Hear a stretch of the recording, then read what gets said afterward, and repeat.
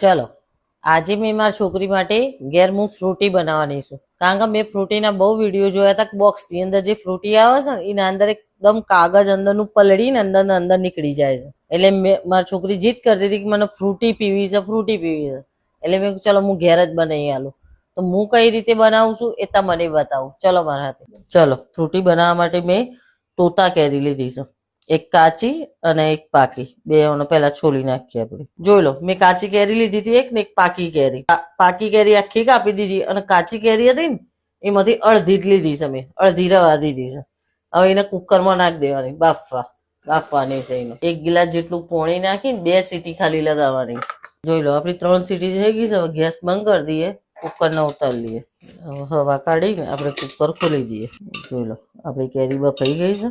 હવે એને ચાણીમાં આવી રીતે કાઢી લઈએ અને થોડીક ઠંડી થવા દઈએ. આનું નીચેનું પાણી છે ને ફેંકવાનું નહીં, આપણે આગળ કોમમાં લેવાનું છે. આપણી કેરી બફાઈ ગઈ હતી ને એ હવે મિક્સરમાં નાખી દઈએ અને એના હાથે નાખીએ ખોડ અને થોડુંક ઠંડુ પાણી.